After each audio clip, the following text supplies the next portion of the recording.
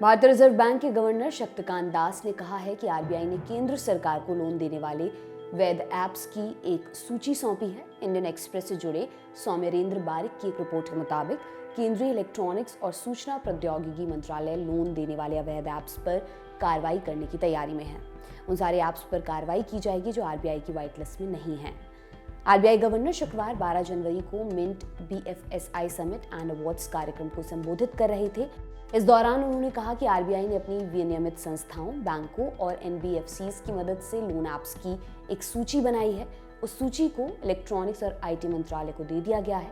दास ने आगे कहा कि लोन देने वाले अवैध ऐप्स के साथ समस्याएं हैं। जब भी कोई दिक्कत दिखती है, आरबीआई उसकी सूचना सरकार को दे देती है।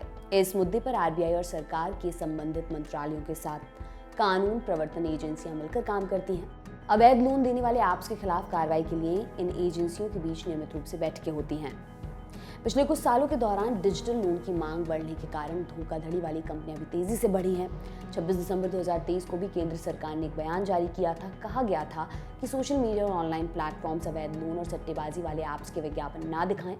इंडिया टुडे की एक रिपोर्ट के अनुसार केंद्रीय मंत्री राजीव चंद्रशेखर ने कहा था कि अब सरकार फर्जी लोन ऐप्स के विज्ञापनों पर कार्रवाई कर रही है जो कई प्लेटफॉर्म्स के जरिए फैलाए जा रहे हैं। उन्होंने कहा था कि आईटी मंत्रालय ने ऑनलाइन पोर्टल्स को बता दिया है कि लोगों को गुमराह करने और उनका शोषण करने वाले ऐप्स के विज्ञापन ना दिखाएं। केंद्रीय इलेक्ट्रॉनिक्स और सूचना प्रौद्योगिकी राज्य मंत्री राजीव चंद्रशेखर ने आगे कहा था, हमने एक एडवाइजरी जारी की है जिसमें ये स्पष्ट कर दिया गया है कि कोई भी इंटरमीडियरी फर्जी लोन ऐप्स के विज्ञापन नहीं दिखा सकता है।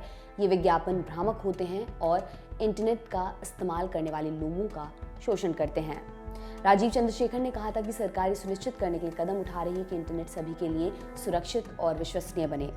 आईटी नियमों में पहले से 11 ऐसे क्षेत्र निर्दिष्ट हैं जिनमें इस तरह की किसी भी सामग्री को ऑनलाइन प्रदर्शित नहीं किया जा सकता है।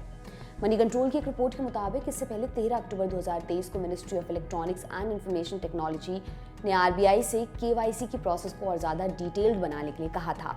मंत्रालय के मुताबिक जिस तरह ग्राहकों को बैंक खाता खोलने के लिए विस्तृत केवाईसी से गुजरना पड़ता है, हमने आरबीआई को अपने नियामक ढांचे के भीतर कंपनियों के लिए भी विस्तृत केवाईसी डिजाइन करने की सिफारिश की है। इसे know your digital finance app KYDFA कहा जाएगा। आपको ये भी बताते चलें कि देश में सैकड़ों डिजिटल लैंडिंग ऐप्स लोगों को एक इशारे पर झटपट लोन देते आ रहे हैं। 2-4 हज़ार से लेकर 10, 20 और 50 हज़ार तक, कुछ एक हफ्ते के लिए तो कुछ महीने 15 दिन के लिए। लेकिन आपने लालच या मजबूरी में लोन ले लिया तो समझिए आप एक साजिश बुने गए जाल में फंस गए हैं। यहाँ सिवाय छटपटाने के आप कुछ नहीं कर सकते। फिर शुरू होगी धमकी, अपमान, बदनामी और ब्लैकमेलिंग की कभी ना खत्म होने वाली दास्तां।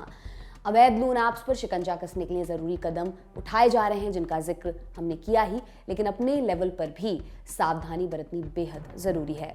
आप इस पर क्या सोचते हैं, हमें कमेंट बॉक्स में जरूर बताएं। इस जानकारी को आपके लिए लाने में मेरी मदद की है हमारे साथी रवि सुमन ने। मेरा नाम दिव्यांशी सुमराव है। देखते रहिए द लल्लन टॉप। बहुत बहुत शुक्रिया।